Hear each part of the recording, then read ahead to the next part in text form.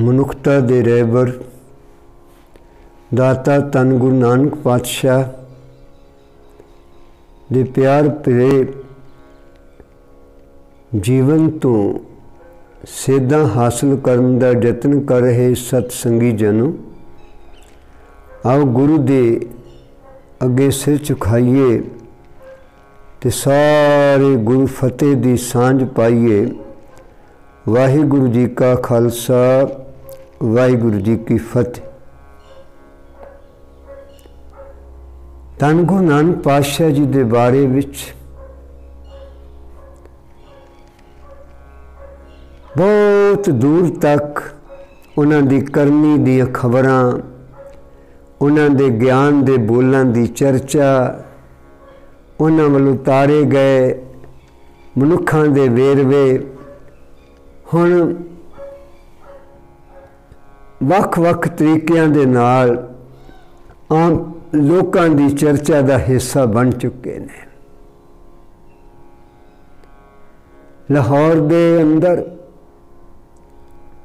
नेड़े करके एक टिकाणा है जिथे कुछ सज्जन बैठे ने। वो सज्जन अपने आपे विच लम्हे अरसे तो मिलते ने, गिलते ने, गलबात करते ने, वख वख जो सुनने विच आउंदा है उहदी चर्चा करते ने, वक्त के हालातों के उत्ते बह के तबसरा करते ने। ते अज इन्हां दी सभा दे अंदर जिहड़ी चर्चा चली है,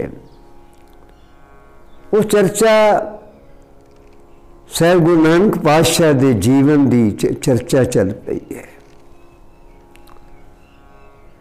जदों ये गाथा लिखते ने भाई साहब भाई वीर सिंह जी, तो जिहड़ा पहला पात्र है उहदा नाम कबूल चंद करके लिखते हैं। जिहड़ा दूजा पात्र है उहदा नाम दुनी चंद करके लिखते हैं। जिहड़ा तीजा पात्र है उहदा नाम संसार चंद करके लिखते हैं। ते जिहड़ा चौथा पात्र है उहदा नाम दिलबाग राय करके लिखिया मिलता है।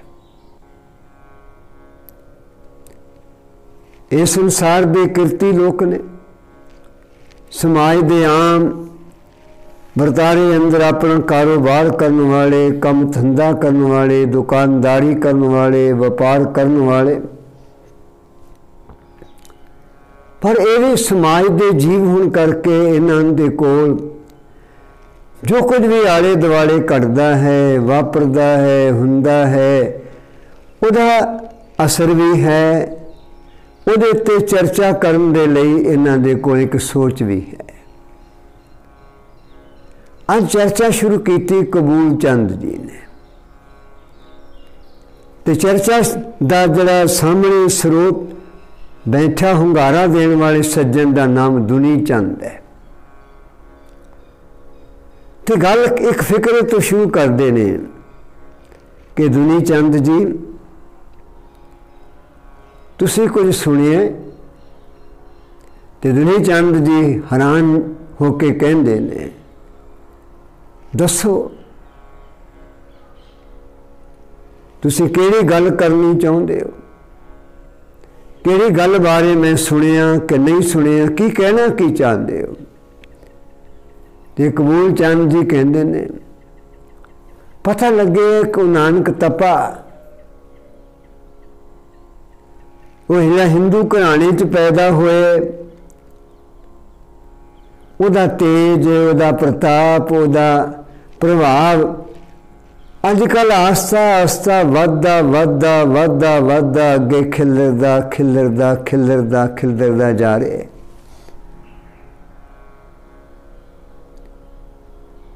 हुण दुनी चंद जी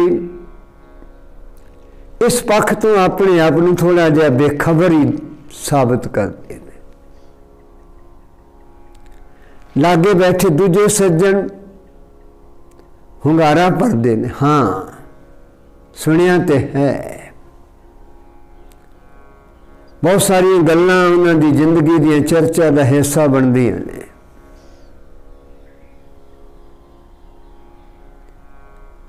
हुण विचार करदे इत्थे गुरु नानक सच्चे पातशाह दे जीवन दे पिछले जो वरतारे ने, जिहड़े आपां साखी दे अंदर समय समय विचारन का यतन कीता है, सांझे कीते ने, इन्हां सारियां दे उत्ते ये बैठे तबसरा करते ने, चर्चा करते ने गुरु नानक जी का प्रभाव किहड़े ते किस तरह पिया, कित्थे कितना पिया, किवें गुरु नानक जी का प्रभाव हमजा गौंस ते पिया, किवें गुरु नानक का प्रभाव दिल्ली दे उत्ते जिहड़ा लोधी राजा है उत्ते कितना का प्रभाव पिया। ये वख वख घटनावां किवें पानीपत आए तो उत्थे रहने वाले जिहड़े उत्थों दे पीर ने उन्हां दे उत्ते किवें प्रभाव पिया। फिर गुरु नानक जी कुरुक्षेत्र जाते ने, उत्थे गुरु नानक जी का कितना का प्रभाव पिया। इस तरह की सारी चर्चा जिहड़ी वो चलती जा रही, ये कर रहे हैं। दुनी चंद वो व्यक्ति है जिहड़ा वड्ड कारोबारी मनुख है। इस मनुख दे कोल धन बहुत ज़्यादा है, दुनिया की दौलत बहुत वड्डी है। ये कोई इस तरह धार्मिक खेत्र के वरतारियां दियां समझां की जी गल है वो बड़ी थोड़ी है, बहुत सारे पक्षां तो अनजान है। असीं अज भी देखते हाँ अमीर आदमी का जिहड़ा घेरा हुंदा है तंग हुंदा है, वो अपनी दुनिया वक्री आबाद करके उहदे च रहना पसंद करता है। उहदे मिलन गिलन वाले उहदे बराबर दे लोग होया करते ने। इस तरह दुनी चंद भी है, रहिंदा समाज विच ही है, रहिंदा संसार विच ही है, पर घेरा इहदा वखरा है। इहदा अपने घेरा, अपनी दुनिया में रहने वाला बंदा। ਇਹ ਜਿਹੜੀਆਂ ਗੱਲਾਂ ਇੱਥੇ ਕੀਤੀਆਂ ਜਾ ਰਹੀਆਂ ਨੇ ਇਹਨਾਂ ਤੋਂ ਬਹੁਤੀਆਂ ਤੋਂ ਇਹ ਬੇਖਬਰ ਹੈ, ਅਣਜਾਣ ਹੈ, ਆਪੇਜ ਹੈ। ਤੇ ਜਦੋਂ ਚਰਚਾ ਚਲਦਿਆਂ ਵੱਧਦੀ ਗੁਰੂ ਨਾਨਕ ਜੀ ਨੇ ਖੂਬੀਆਂ ਉਹਨਾਂ ਦੇ ਗਿਆਨ ਦੇ ਬੋਲਾਂ ਨੂੰ ਇੱਥੇ ਵਿਚਾਰਿਆ, ਇੱਕ ਦੂਜੇ ਨੂੰ ਸੁਣਾਇਆ, ਕਥਿਆ ਜਾ ਰਹੇ। ਤੇ ਸਾਖੀ ਲਿਖਦੇ ਆ भाई साहब जी लिखते ने, यह दुनी चंद मनुख है, व्यक्ति है, धनवान बंदा, ये अंदरों में एक फिकरा निकलता है, ये भी एक फिकरा बोलता है। ऐसे महान जिहड़ा लोकां नूं ज्ञान देंदे ने शख्सियत नानक जी, उन्हां नाल मेरा रिश्ता किवें बने, मैं उन्हां नूं किवें तक्कां। आम बंदा जिहड़ा हुंदा है ना वो तो वाटा मार के दूर चला भी जाता है, उहदी जिग्यासा खिंच के ले जाती। इत्थे संसार चंद, दिलबाग राय, इकबूल चंद वही व्यक्ति ने जिन्होंने केवल गुरु नानक जी ने सुनिया ही नहीं है, इन्होंने गुरु नानक जी का दीदार लाहौर नगरी के नेड़े आने करके उन्होंने सत्संग में जाके भी झलकां पाईयां ने। ये सारे सज्जन अपने अपने ते पै प्रभावां की गल भी करते हैं। इन्हां दे मनां ते गुरु नानक जी का दीदार करके, दर्शन करके, बोलां नूं सुन के इन्हां दे मनां ने की प्रभाव कबूलिया है, इसकी चर्चा भी करते हैं।